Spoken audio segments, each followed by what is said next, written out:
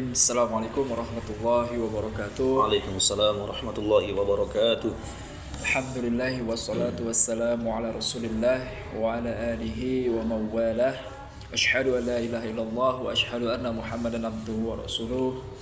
Sahabat anallah dimanapun berada, yang senantiasa selalu dalam keadaan sehat walafiat, tentu kita bersyukur kepada Allah dengan sebaik-baiknya syukur dan sebenar-benarnya syukur, karena kita masih diberikan nikmat yang begitu mahal hingga kita masih bisa hadir dalam acara kita malam hari ini, yaitu Ngobrol Santai ya, podcast bersama tentunya gurunda kita Al-Ustadz Arif Hidayat.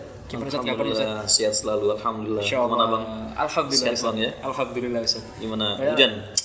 Hujan ya tidak menghalangi kita, insya Allah. Masya Allah. Macet? Terus kita jalan. Macet alhamdulillah enggak, karena hujan. Yang penting iman tak macet Bang. Alhamdulillah, masya Allah. Ini makjelub langsung ya. Pembukaannya langsung makjelub langsung ya. Insya Allah. Masya Allah, Masya Allah. Warakallahu fikum. Dan salawat serta salam kita lupa mengaturkan kepada junjungan kita baginda Nabi Muhammad SAW. Baik teman-teman sahabat Anahlah, malam hari ini kita ngobrol apa ini Ustaz kira-kira Ustaz? Tentang bagaimana kita masuk surga dengan cara kilat. Wus ya Ustaz ya. Karena sekarang lagi fenomenal, lagi viral tentang wus, tapi tentu bukan wus yang itu Ustaz ya. Bukan. Kita bahas wus, bagaimana cara cepat masuk surga seperti wus gitu Ustaz. Mungkin ada trik and tipsnya Ustaz. Langsung saja kita dengarkan nasihat-nasihat dari gurunda kita Ustaz Arif Hidayat. Fadhil Ustaz. Terima kasih sebelumnya kepada Bang Yusa yang telah memberikan kesempatan kepada kami. Bismillahirrahmanirrahim. Assalamualaikum warahmatullahi wabarakatuh. Waalaikumsalam warahmatullahi Innal hamdalillah wassalatu wassalamu ala Rasulillah wa ala alihi wa sahbihi wa mawalah. Alhamdulillah, pada malam hari ini banyak kita bersyukur kepada Allah Subhanahu wa taala atas karunia yang telah Allah berikan kepada kita, terutama nikmat iman dan Islam, dan kemudian nikmat afiah, kesehatan, serta kesempatan kita untuk bisa menghadiri acara podcast yang insyaallah penuh dengan berkah ini.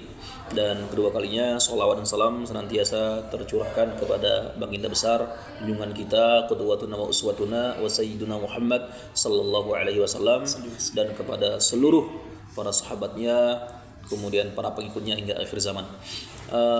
Sahabat An-Nahlah Indonesia yang dirahmati dan dimuliakan oleh Allah Subhanahu wa taala, dimanapun kalian berada ya. Ini tadi kita ingin mengangkat tema bagaimana cara cepat untuk kita masuk ke dalam surga, itu secepat kilat dengan cara wus. Nah ini Masya Allah. tentu tidak gampang ya Bang untuk kita masuk ke dalam surga ya. Masya Allah, kita sudah menjadi penghuni surga saja itu sudah alhamdulillah, betul-betul kita bersyukur kepada Allah Subhanahu wa taala. Apalagi kalau kita masuk ke dalam surga ya dengan secepat kilat atau wus tadi. Ya tentunya bukan wus yang lagi viral itu Bang ya. Bukan. Ya. Dan tentu ini adalah PR kita bersama dan kewajiban kita bersama, termasuk keluarga kita yang harus kita bawa ya. Tentunya siapapun mereka yang orang-orang kita cintai, kita berharap menjadi semua penghuni surga Allah Subhanahu wa taala. Amin. Nah, penting sekali untuk kita pahami bahwasanya banyak ayat-ayat Allah Subhanahu wa taala yang menjelaskan tentang kebenaran surga. Ya termasuk juga ya kehidupan dunia ini, tentang kematian, ya kehidupan neraka, ya pahala, hari kiamat, ya segala penciptaan Rasul Muhammad sallallahu alaihi wasallam, kemudian para nabi terdahulu ya, dan semua itu adalah hak kebenaran, termasuk kematian yang menjadi pintu gerbang kita untuk menemui kehidupan setelah kehidupan dunia ini. Nah, surga sendiri adalah disifati oleh Nabi sallallahu alaihi wasallam, ma la 'ainun ra'at wa la udhunun sami'at wa la khatara 'ala qalbil bashar. Jadi surga itu adalah sesuatu yang tak pernah dilihat oleh pandangan manusia sebelumnya, yang tak pernah didengar oleh telinga manapun, dan tak terlintas sedikit pun dalam benak hati manusia. Jadi keindahan-keindahan surga yang digambarkan oleh mereka orang-orang barat lewat beberapa tayangan video-video yang sifatnya bioskop dan seterusnya, dengan Hollywood misalnya begitu Bang, dengan keindahan surga yang Masya Allah begitu kan ya. Wah pokoknya luar biasa ya, menakjubkan kita. Itu Masih kalah, sangat jauh sekali dari keindahan surga yang sebenarnya yang dibuat oleh Allah Subhanahu wa taala sebagai uiddat lil muttaqin, yang tempat terbaik yang hanya diperuntukkan ya kepada mereka hamba-hamba Allah yang bertakwa. Nah, di sini menjadi ya sebuah kewajiban kita bagaimana kita harus masuk ke dalam surga dengan cara wus tadi. Itu banyak sekali hal-hal yang harus diperhatikan, Bang. Tuh. Yang pertama ya, yaitu bagaimana cara kita mengelola takwa dan iman. Iman dan takwa dulu, ini yang penting. Yang pastinya sebelumnya adalah al-ilmu qoblal amal. Ilmu dulu sebelum kita beramal. Jadi takwa itu muncul, iman itu muncul dari bentuk ilmu yang kita serap sebelumnya, yang kita akses sebelumnya. Kemudian ilmu ini kita amalkan dengan sebenar-benarnya sesuai dengan kaidah Islam, iman dan ihsan. Ya. Jadi akidah itu, tauhid itu adalah apapun yang diucapkan dengan lisan, kemudian dikerjakan dengan amal perbuatan, ya, dan itu diyakini harus dengan hati sepenuhnya.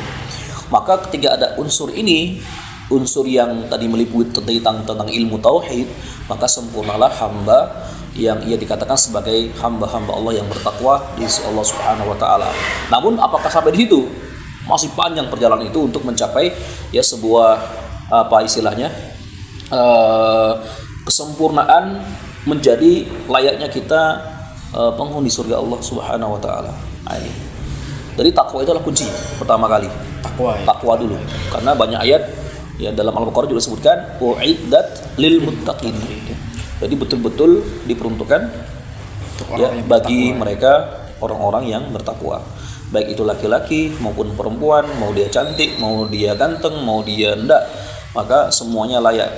Selama dia menjadi hamba-hamba Allah yang bertakwa, maka dia akan menjadi penghuni surga. Nah, ini yang harus menjadi perhatian kita semua. Jadi kekuatan iman, kekuatan takwa inilah yang akan mendorong manusia akan terus menuju kepada surganya Allah Subhanahu wa taala dengan secepat kata wus tadi ya, secepat wus. Betul. Tinggal kekuatan imannya, tinggal kekuatan takwanya ketika dia telah meninggal dunia atau saat dia meninggal dunia. Ada hadis Nabi Shallallahu Alaihi Wasallam. Nah, ini dalam beberapa riwayat dikatakan kalian kelak ketika menjadi penghuni surga, kalian akan mampu melihat wajahnya Allah Subhanahu wa taala sebagaimana kalian melihat bulan purnama saat ini, yang tidak ada halangan untuk melihat bulan purnama tersebut. Masya Allah. Nah, ini kan ya. Jadi kalau kalian mampu untuk istilahnya sholatnya teratur misalnya, kemudian di sini sebutkan jika kalau kalian mampu untuk melaksanakan sholat, ini sholat subuh tepat pada waktunya, kemudian waktu asar tepat pada waktunya, maka lakukanlah, karena itu merupakan ya sebuah akses untuk langsung nantinya menjadi penghuni surga dan juga dimampukan untuk memandang wajahnya Allah Subhanahu wa taala sebagaimana kalian saat ini mampu untuk memandang cahaya bulan purnama. Masya Allah, Allahu Akbar. Jadi sholat terutama awwalu ma yuhasabu indallahi shalah. Pertama kali yang akan hisab amal-amal Bani Adam itu adalah perkara sholatnya. Jikalau sholatnya bagus, baik, maka insya Allah amal-amal lainnya pun juga akan ikut baik. Namun sebaliknya, jikalau sholatnya buruk, maka amal-amal lainnya pun juga akan ikutan buruk. Sholat paling berat itu kan subuh ya. Pasti tantangan paling luar biasa ya. Betul. Bagaimana untuk mencapai wus tadi, kalau sholat subuhnya aja di waktu duha mungkin ya itu saya. Ya. Tapi ada saya dengeran gini, kita mau mencapai tingkatan surga secepat wus tadi itu kan tentu cobaannya juga berat, Ustaz. Ya kan, tentu ujiannya bukan main-main kan. Nah ini ujian atau mungkin bukan murkanya Allah itu bagaimana? Dalam kitab Riyadhus Shalihin yang dikarang oleh Al-Imam An-Nawawi rahimahullahu taala, man yuridillahu bi khairan yusab minhu. Jikalau Allah mengendaki kebaikan dari seorang hambanya, maka Allah akan memberikan ujian untuknya. Di sini adalah hambanya. Siapa hamba Allah? Hambanya yang bertakwa, hambanya yang beriman kepada Allah, hambanya yang muslim, yang menyerahkan dirinya kepada Allah Subhanahu wa taala, bukan hambanya yang kufur, bukan hambanya yang munafik. bukan hambanya yang fasik ataupun zalim, ya, seperti orang Yahudi misalnya. Jelas gelar mereka al-maghdubi alaihim. Itu kan ya, yang dilaknat, yang dimurka oleh Allah Subhanahu wa taala sebagaimana termaktub dalam surah Al-Fatihah itu kan ya. Nah, ini tidak. Jadi hambanya Allah yang beriman kepada Allah, yang mereka melaksanakan sholat, ya, mereka melaksanakan rukun Islam sesuai dengan kemampuan mereka, rukun iman juga mereka terapkan itu. Jika Allah menginginkan kebaikan dari hamba Allah tersebut, maka Allah pasti akan memberikan ujian kepadanya. Coba. Jadi ada beberapa dosa maksiat yang memang tak mampu dihapus dengan istighfar, tak mampu dihapus dengan taubat, namun mampu untuk dihapus dengan susah payahnya dia bekerja, susah payahnya dia mencari nafkah, susah payahnya dalam dia menghadapi cobaan hidup, susah payahnya dia ketika dia diberi ujian oleh Allah bertubi-tubi. Nah, itu baru Allah akan menghapuskan dosa-dosa tersebut sampai nantinya. Nah, ini ada satu hadis Nabi Shallallahu Alaihi Wasallam, ada di antara umatku, kata Nabi Shallallahu Alaihi Wasallam, yang dia akan masuk ke dalam surga tanpa hisab, tanpa azab. Nah, ini baru betulan ini. Iya, tanpa hisab, tanpa azab ya. Langsung ya itu ya. Iya, boro-boro mau diazab, dihisab pun tidak. Nah, itu kan ya. Kalau kita kayak banyak hisabnya. Aduh, ya kan ya. Ngeri nih. Apalagi yang ahli hisab. Sebelum dia ngisap, dia dihisab duluan. Hisab duluan dia. Nah, ini kan ya. Canda aja ya emangnya. Soal hal Indonesia di mana ini aja candaan saja. Tapi tadi kembali kepada poin kita. Jadi ada di antara umat Nabi kita Muhammad sallallahu alaihi wasallam yang mereka akan masuk ke dalam surga, aksesnya tuh cepat kilat, tanpa dihisab, tanpa diazab. Wah, ini luar biasa ini. Iya kan ya? Apa kita masuk bagian daripada itu? Nah, kayaknya jauh kali, ya kan? Tanpa diazab aja sudah alhamdulillah. Bahkan ada doa ini diajarkan Rasulullah SAW, Allahumma hasibna hisaban yasira. Ya Allah, hisablah kami dengan yang sangat-sangat ringan. Hisablah kami, perhitunganlah amal-amal kami dengan perhitungan yang sangat-sangat ringan. Nah, artinya kita pun juga akan dihisab. Itu Bang. Tapi minta hisab kita paling ringan tadi. Betul sekali. Nah, kemudian tadi kita lanjutkan dalam kitab Riyadhus Shalihin yang dikarang oleh Al-Imam Nawawi rahimahullahu taala, bahwasanya seorang hamba Allah yang ketika Allah uji dia dengan ujian yang bertubi-tubi, nonton nggih, dalam kehidupan kesehariannya, hingga seakan-akan dia melihat Masya Allah, kenapa tidak ada hentinya ujian ini kan ya. Namun dia menyadari bahwa ini adalah ranah untuk ditingkatkan derajatnya oleh Allah Subhanahu wa taala. Karena patokannya cuma dua, Bang, imanan wa ihtisaban. Ya sama seperti halnya ada pernah dengar hadis man shoma ramadhana. Kapan Ramadan? Masih lama ya? Februari insyaallah. Februari enggak sabar. Iya, ini Jumadil Aula, Jumadil awal dulu kita. Menyambutnya tidak sabar begitu masuk Ramadannya ini ya. Iya. Masya Allah kan ya. Allahu Akbar. Penting kan ya, puasa kan ya. Alhamdulillah. Gitu kan ya. Jadi ada hadis kan man shoma ramadhana imanan wa ihtisaban. Itu tidak hanya berlaku pada puasa Ramadan, namun berlaku pula ya dalam segala aktivitas ibadah. Ya salat, ya zakat, ya haji maksudnya. Ya, apapun itu, ya termasuk kesabaran itu sendiri. Ada ujian misalnya, harus ada iman kepada takdir qada dan qadarnya Allah Subhanahu wa taala. Takdir Allah itu ada yang baik sifatnya, kasih duit alhamdulillah baik, ya. Tapi tidak juga sebenarnya. Kalau itu hasil yang syubhat, bahkan yang haram dipakai buat yang tidak baik juga, nah, itu musibah itu. Nah, kan ya.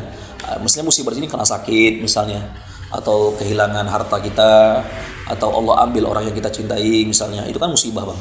Nah, ketika musibah seperti itu, maka wajiblah imanan ihtisaban. Iman dulu tadi, kita beriman kepada qada dan takdirnya Allah. Yang kedua adalah ihtisab. Ihtisab itu apa? Mengharapkan rahmat dari Allah, mengharapkan ampunan dari Allah, mengharapkan pahala dari Allah Subhanahu wa taala atas ujian itu, dan bersabar. Ya, berlapang dada dengan segala apapun keputusan Allah Subhanahu wa taala. Yang Allah berikan itu adalah yang terbaik untuknya. Nah, lapang dada inilah yang sulit untuk kita lakukan. Nah, itu Bang. Nah, ketika sudah kedua elemen ini terpenuhi, iman wa ihtisaban, mudah-mudahan dia akan ditingkatkan dari Allah dan dia pantas mendapatkan tadi hadis yang disampaikan ya, oleh Imam Bukhari dan Muslim, man yuridillahu bihi khairan yusab minhu atau yusib minhu. Ya. Barang siapa yang diinginkan kebaikan dari seorang hamba Allah, maka Allah akan timpakan ujian kepadanya. Nabi Ayub alaihissalam berapa tahun? 18 tahun lebih kayaknya. Dikasih ujian oleh Allah. Tapi sebelumnya kan bergelimang dengan kenikmatan. banyak harta, ya kan ya, istrinya banyak. Tapi kalau ketika sudah diambang itu cuma satu yang lainnya pada minggat semua kan ya. Nah, itulah Insya Allah Wanita kan, ya. Wanita kan ya, itulah wanita. Berarti ada pelajaran Terus dari istri Ayub apa tadi. anak-anaknya juga ya Ditinggalkan ya. meninggal, banyak meninggal karena runtuhnya bangunan dan seterusnya. Ujian oleh Allah.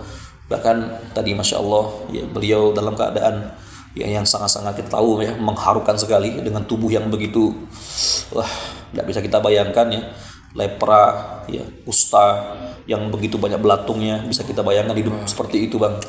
Baunya minta ampun ya Allah ya Rabb kan ya.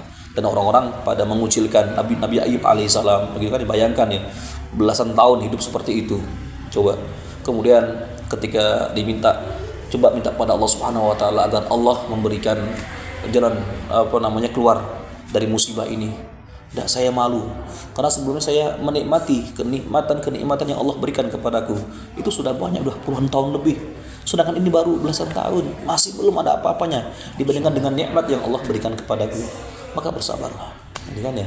Masya Allah, Nabi itu bersabar kepada Allah Subhanahu wa taala. Maka betul tingkatan ketakwaan dan iman serta akses untuk dia menjadi penghuni surga Allah. Jadi gini, sesuai dengan besarnya bala dan besarnya sabarnya dia. Kan ya. Asyadul bala, ya ini ada dalam hadis Nabi SAW, sebesar-besarnya bala itu akan ditimpakan kepada para nabi dan rasul. Setelah itu orang-orang soleh. Kemudian setelahnya sesuai dengan takaran keimanan mereka sampai yang paling terkecil. Berarti ujian terberat itu ya ada para nabi dan rasul ya. Iya, pasti itu. Ya termasuk orang soleh yang para syuhada yang saat ini ya di di Gaza, di Palestina ya. Di Sudan baru-baru ini Sudan ya. Kita juga mengerikan Sudan kan. Itu juga konflik juga kan antara pokoknya kekuasaan dan seterusnya. Ya Allah ya Rabb, kalau kita melihat orang-orang seperti itu, ya Allah, kita Masya Allah, kita bukan siapa-siapa, artinya kita sangat jauh dari mereka. Kesabarannya Masya Allah. Lihat ahli Gaza ya, kesabaran mereka Masya Allah. Yang pasti mereka adalah ahlu tauhid. Nah ini kan ya, mereka adalah ahlu syahadah la ilaha illallah wa anna muhammadar rasulullah. Nah ini, jadi dua kalimat syahadat itu betul-betul terpatri dalam hati mereka. Bayangkan ada anak kecil ya, kemudian dia lari, seharusnya yang dia ucapkan itu dari mulutnya, dari mulut mungilnya itu adalah ibu, ayah, anda. Coba apa yang keluar dari mulutnya? Allah, Allah, Allah, Allah, dengan dentuman suara-suara rudal ya. Kan ya, bom ya. Roket ya. Yang mengerikan sekali bang. Yang keluar dari mulutnya adalah Allah, Allah, Allah. Anak kecil, perempuan pula. Itu kalau bukan dari hati atau dari bimbingan ya betul. Allah ya. Pertama bimbingan dari kedua orang tua itu pasti. Yang berikutnya adalah langsung bimbingan dari Allah Subhanahu wa taala kepada anak. Karena anak masih dalam fitrah kan ya. Kita ajarkan yang baik, insya Allah dia akan ikut kepada kebaikan itu. Nah, ibarat kaset bang, kosong gitu kan ya, kita isi dengan kebaikan-kebaikan, maka akan full dengan kebaikan-kebaikan.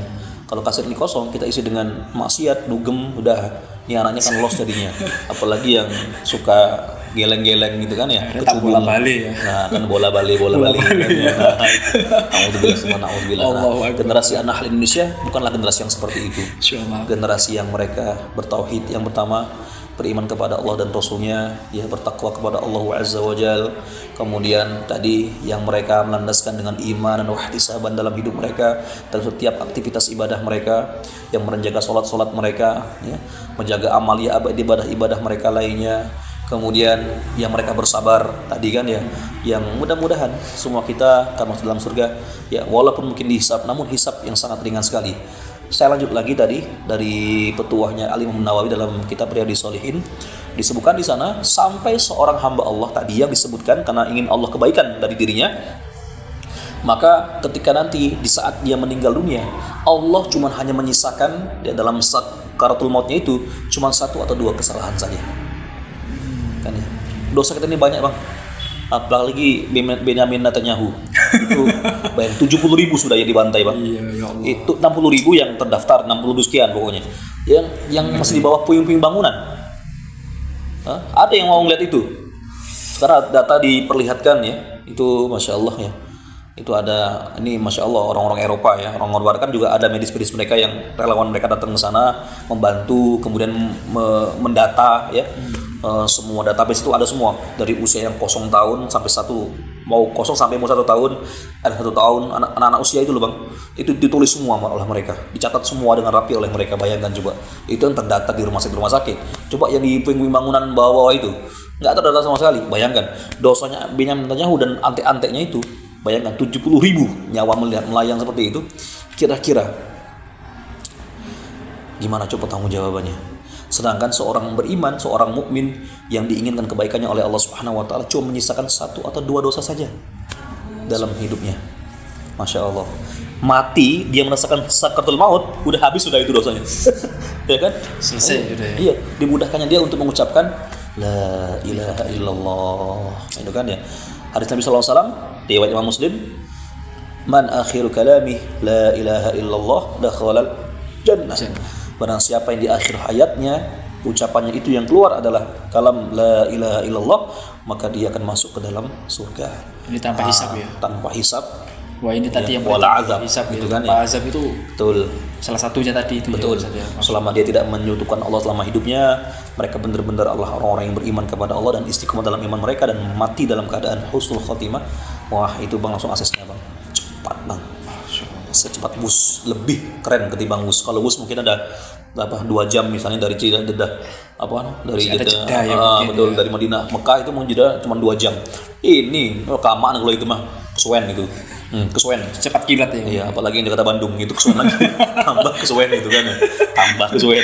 Iya, mulai mancing bisa mulai mancing bisa deh. Mulai kesuwen gitu kan ya. Anggarannya pun lebih lagi sangat kesuwen gitu kan ya. Bisa mulai mancing bertahun-tahun, berabad-abad kan baru bisa kebayar itu utang gitu kan ya. Siapa yang bayar bang? Kamu aja bang bayar bang. Saya nggak mau bayar. Apalagi negara nggak mau bayar. Ya kan? Jadi begitu. Gayanya Pak siapa? Pak Purbaya ada di hati kita semua, kayak rakyat Indonesia. Ini titipan dari Pak Purbaya kayaknya, ini mulai mancing-mancing ini ya. Teman-teman Purbaya. Yudi Sadewa. Salam Pak, salam hormat. Masya Allah ya. Jadi itu. Jadi Masya Allah, walaupun tantangannya banyak, musuhnya banyak, musuh dunia ini banyak ya. Selainnya tidak hanya orang saja, ya setan, ya fitnah-fitnah dunia, harta, jabatan, semuanya itu memperanti keburukan semua. Maka orang beriman tadi di akhir hidupnya cuma menyisakan 1-2 keburukan, lantas ia dibersihkan oleh Allah Subhanahu wa taala karena sakaratul mautnya dan dimudahkan dia untuk mengucapkan la ilaha illallah. Masya Allah, coba keindahan mana lagi di akhir kehidupan seorang mukmin yang dia mampu untuk mengucapkan kalimat ilahi tersebut. Dan itu nggak bisa ya. Maksudnya kita hafal sekarang, gak kita bisa, mungkin sekarang hafal ya. Bisa, tapi ketika sakaratul maut tuh nggak bisa ya dipermainkan. Ora iso. Ya kan, ora iso kata orang Jawa kan ya. Nggak iso bang, nggak bisa. Jadi semua itu pertama tergantung kebiasaan selama hidupnya. Yang kedua ya dosa-dosanya diampuni oleh Allah Subhanahu wa taala, bahkan tidak menyisakan dosa sedikit pun. Masya Allah itu ya 1-2 dosa nanti ketika meninggal dunia itu masih bisa ditolerir oleh Allah. Allah maafkan itu. Tapi kalau misalnya dosanya sudah menggunung misalnya, gitu kan ya, yang sudah mengkhianati hati rakyat misalnya, wah kan ya, Masya Allah kan ya, yang ngomong ini kita kayak ya enggak, yang ngomong katanya nggak ada dana nggak ada uang lagi kan ya, tiba-tiba gedah 300 triliun kan, gundem dah bang, kan itu kan ya, wah kan ya, nggak tahu lah, ada oknum lah. Kalau dibeliin rawon kayaknya kota Malang ini bisa makan ya. Belum lagi ada mau campur itu petelnya dengan etanol katanya bang. Wah itu 2 tak nggak jalan bang, gitu kan ya. Wah kacau kali kan ya, Bosopo itu kan ya. Nah itu kan ya, banyak lah hal-hal lainnya. Kalau 300 belum lagi katanya tabung itu yang LPG mau diganti katanya, ganti yang pokoknya yang non subsidi. Nah tidak tahu lagi bang. Ya Allah ya Rabbi, astagfirullahaladzim, wa atubu ilaih. Maka ketika menyengsarakan rakyat ada dosanya pula itu. Ya Allah, barang siapapun mereka yang berbuat baik kepada kaum muslimin lainnya ya, kemudian memudahkan urusan mereka, maka mudahkanlah urusannya ya Allah. Permudahlah ya Allah segala urusannya ya Allah. Dan sebaliknya siapapun mereka yang mempersulit ya ini urusan kaum muslimin, kemudian menghijab, menutup kebutuhan mereka, maka hati-hati. Ini doa Nabi sallallahu alaihi wasallam mustajab. Maka persulitlah dia ya Allah, termasuk persulitlah dalam kehidupannya, bahkan persulit dia untuk wafat dalam keadaan husnul khatimah. Na'udzubillah. Nah kayak gini loh, gimana masuk kereta bus gitu kan ya, kita sudah anak aja masuk kereta bus, enak bang, wah kan, gitu kan ya. Pernah Ustaz? 2 jam, iya. Belum pernah. Tapi kalau ngelihatnya Bang, masya Allah, ngelihatnya itu kayak cepat gitu di TV di TV. Kalau tampil langsung real itu belum pernah Bang, ya kan ya? Ya jujur kan ya. Kalau belum ya belum pernah kan? Iya. Kan begitu. Bus ya namanya. Iya. Jadi bus kan ya. Bukan bus kan ya. Bus kan ya. Nah itu 5 jam 6 jam Bang, lumayan kan ya. Ya sambil menapatilah perjuangan Nabi kita Muhammad sallallahu alaihi wasallam. Nah, ini bagaimana Ustaz? Kalau orang yang misalnya semasa hidupnya berbuat kebaikan terus, tapi ada satu hutang yang dia belum bisa terselesaikan, Ustaz. Nah ini nanti bagaimana, Ustaz? Sampai dia wafat, tidak ada ahli waris yang menyelesaikan itu, tapi semasa hidupnya dia sholat 5 waktunya rajin, sedekahnya rajin, mungkin sedekah 2000, infak segala macam luar biasa, suka membantu. Ini bagaimana nanti, Ustaz? Baik. Ada pola-pola hukum muamalah dalam Islam. Dan ini harus dipatuhi oleh kita semua. Kita lihat dulu sebuah hadis Nabi Sallallahu Alaihi Wasallam yang diriwayatkan oleh Al-Bazzar rahimahullah taala, yang dimana Rasulullah pernah mengatakan dalam sabdanya, al-zulm salasa. Jadi kezaliman itu bentuknya ada 3 Bang. Yang pertama ada kezaliman yang Allah tidak akan mengampuninya. Ini al-zulmu alladzi la yaghfirullah. Ada lagi yang kedua, kezaliman maksiat yang Allah akan mengampuninya. Yang ketiga, al-zulm alladzi la yatrukuhu. Kezaliman atau maksiat yang Allah pastikan tidak akan membiarkannya. Pasti Allah akan mengurusnya sampai selesai. Nah, ini kan ya. Yang pertama dulu, ada kezaliman yang di mana betul tidak akan diampuni Allah. Apa itu? Menyekutukan Allah. Syirik ya. Ya. Jadi asyirku billah. Dalam surah Luqman, dan syirka la zulmun azim. Sesungguhnya perbuatan menyekutukan Allah itu adalah perbuatan yang sangat zalim, yang sangat besar. Itu yang pertama. Yang kedua, kezaliman yang dimana Allah akan memaafkan itu. Ini kezaliman antara dirinya dengan hak-hak Allah yang dilanggar. Misalnya sholat bolong-bolong kadang kan ya. Nah, gitu kan ya. Manusia kadang kan gitu kan ya.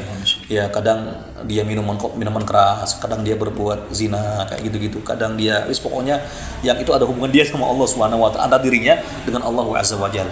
Nanti imma dia akan diampuni oleh Allah jika Allah mampu memaafkan dirinya, atau Allah tidak akan maaf dirinya.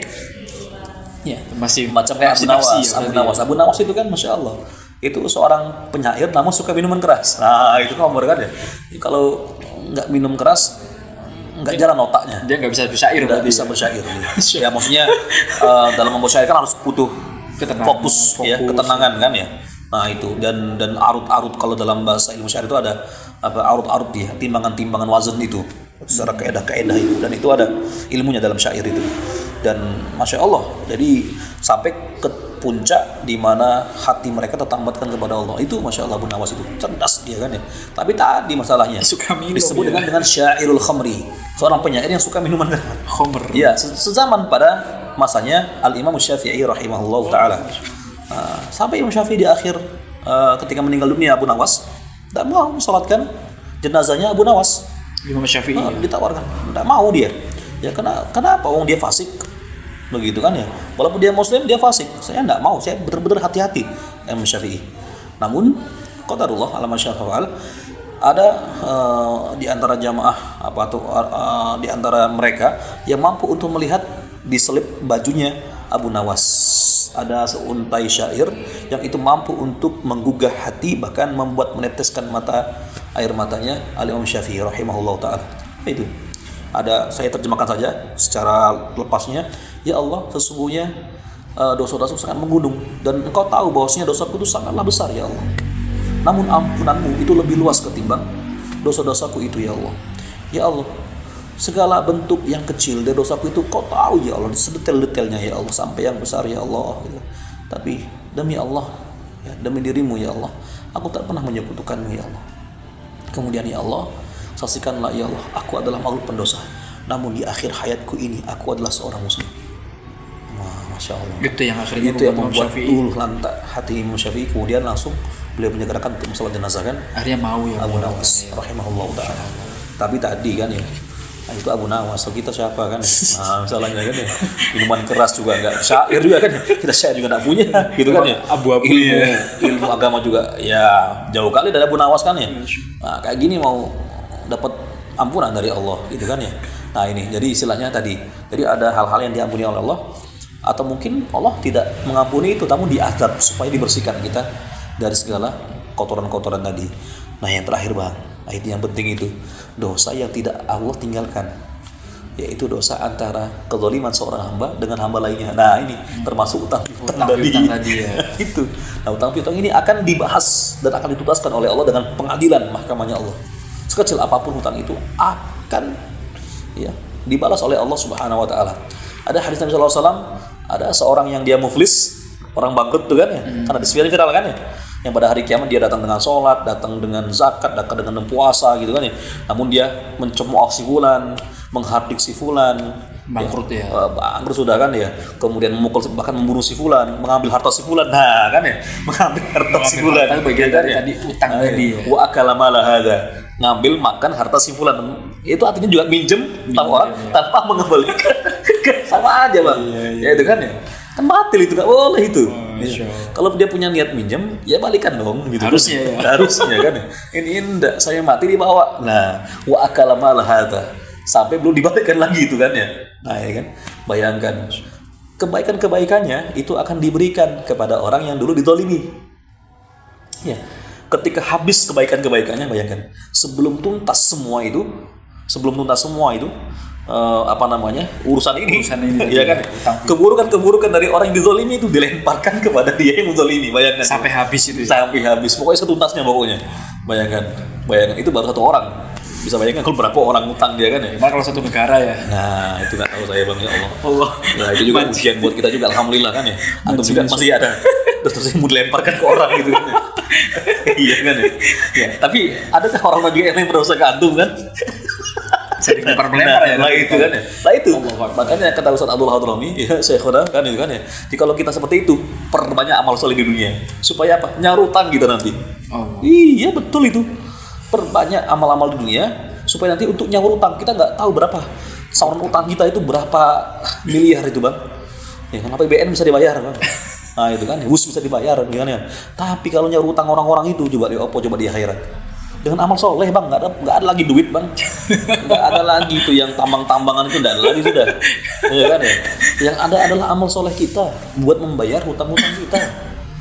Kita bayar, bayangkan, yang pahala umroh kita, pahala haji kita, pahala puasa kita, pahala bahkan mungkin menikahnya kita gitu kan ya. Nah itu semua kan dibayar itu kepada orang-orang yang dulu pernah kita zalimi. Bayangkan, jikalau ini keburukan sudah menggunung, nah bisa dibayangkan bang. Padahal tadi Allah pinginkan dari kita itu 1-2 kesalahan, gitu kan ya, di akhir sakaratul maut kita. Jadi tiba-tiba dia di yaumil hisab menggunung coy. Allahu akbar walillahil hamd, la ilaha illallah muhammadur rasulullah. Dosa apa bang sampai seperti itu kan ya? Tsumma turiha finnar, maka dia layak dimasukkan ke dalam neraka. Nah, naudzubillah kan ya. Itu cepat masuk neraka itu. Wus juga itu wus juga itu bang, masuk neraka. Tapi jalur wusnya juga lebih lagi, ada yang Netanyahu, ya enggak, ada si Firaun, ya kan ya, ada Abu Jahal, itu juga ada yang lebih wus lagi banyak, ya kan? Wus plus ya itu wus plus itu kan. Kalau ini ya wus kan ya, wat gitu kan ya. Jadi begitu bang. Jadi istilahnya jangan sampai kita, tapi tetap ya kita tetap optimis kepada Allah dan berbaik sangka kepada Allah Subhanahu wa taala bahwasanya kita adalah ahli surga. Karena ada hadis Nabi sallallahu alaihi wasallam di Raudhah itu bang, di Raudhah Masjid Nabawi, ada satu kaligrafi yang masya Allah tidak akan pernah anda lupakan. Itu ada hadis yang berbunyi, riwayat Imam Bukhari dan Muslim, syafaati ala fa'al al-kaba'ir min ummati, ya, atau syafaati li ahli al-kaba'ir min ummati, syafaatku diperuntukkan mereka kepada orang-orang yang dosa besar, para pelaku dosa besar di kalangan umatku. Ulama menafsirkan mereka pelaku dosa besar di dunia, namun sebelum mereka meninggal dunia mereka taubat. Ya.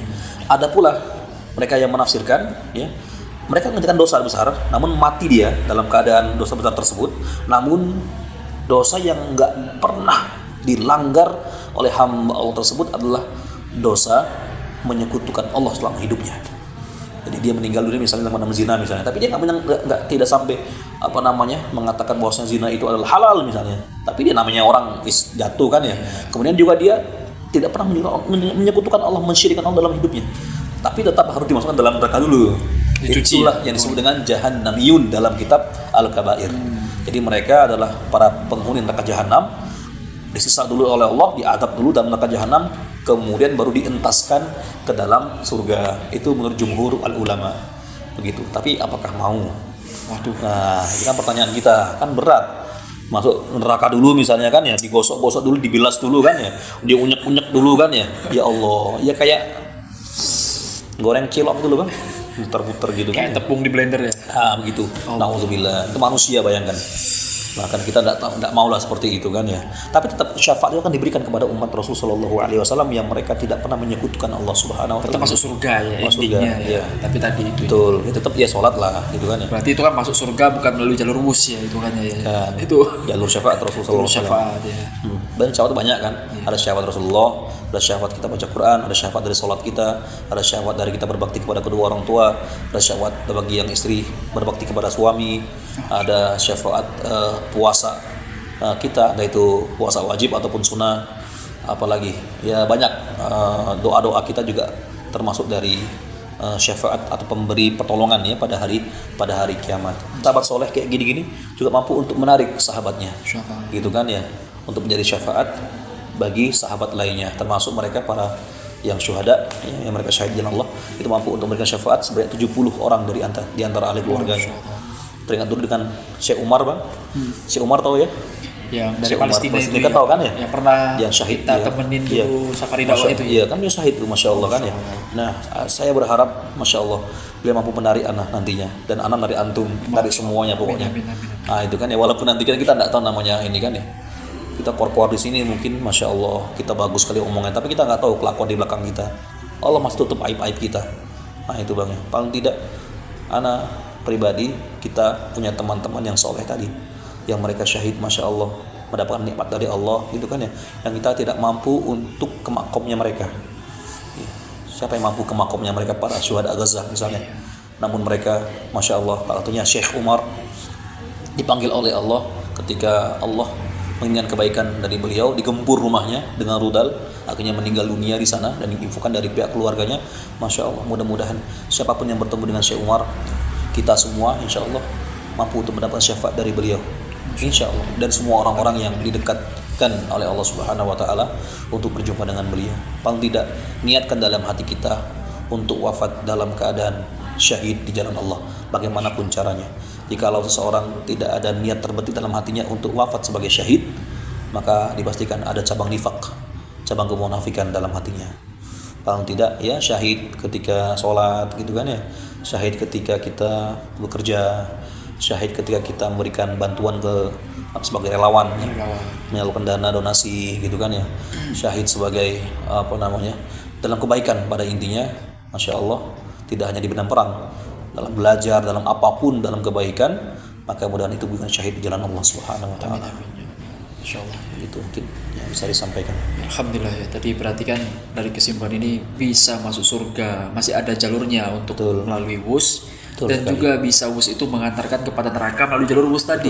Betul. Jadi ada dua kemungkinan, tinggal nanti ya bagaimana kita menjaga keimanan kita dengan sebenar-benarnya iman ya Ustaz ya. Dan mungkin di akhir ini Ustaz closing statementnya Ustaz untuk kita Ustaz, dan serta untuk teman-teman dari sahabat anak halal Indonesia ini semua Ustaz. Ada satu buah quote atau pernyataan dari kami ya, yang mungkin mampu untuk membuat kita semangat, yaitu beramalah kita semua untuk akhirat kita seakan-akan kita mati pada esok hari, dan hiduplah kita seakan-akan selamanya sebagaimana nanti kita akan masuk ke dalam surganya Allah Subhanahu wa taala. Jadi ini saja yang mungkin dapat saya sampaikan.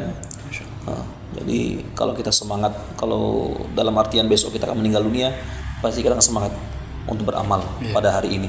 Pokoknya apapun yang bisa saya amalkan pokoknya. Namun tadi, hiduplah selama-lamanya ketika engkau sudah menjadi penghuni surga. Masya Allah. Sesuai dengan petuah dan firman Allah Subhanahu wa taala, ya, khalidina fiha abada. Mereka hamba-hamba Allah ahli surga akan kekal di dalamnya selama-lamanya. Insya Allah. Masya Allah, amin. Alhamdulillah, teman-teman dari sahabat Analah Indonesia, ini tadi bahasan kita tentang menuju surga secepat wus ya. Dan semoga apa yang telah disampaikan gurunda kita Ustadz Arif Hidayat ini bisa menjadi spirit semangat kita dalam menumbuhkan keimanan, tentunya dalam setiap aspek kehidupan kita. Tentu kita awali semuanya dengan iman dan takwa, agar kita nanti semua tidak hanya kumpul di sini ya, kita semua nanti saja kumpul di surganya Allah Subhanahu wa taala. Insyaallah. Insyaallah, amin. Terima kasih Ustaz. Sama-sama Bang Yusa. Baik, kita tutup podcast kita pada malam hari ini saja ya dengan membaca alhamdulillah kepada majelis. Alhamdulillahirabbil alamin. Subhanakallahumma wa bihamdika asyhadu an la ilaha illa anta astaghfiruka wa atubu ilaik. Kalau ada salah kami mohon maaf yang sebesar-besarnya. Wabillahi taufiq wal hidayah. Wassalamualaikum warahmatullahi wabarakatuh.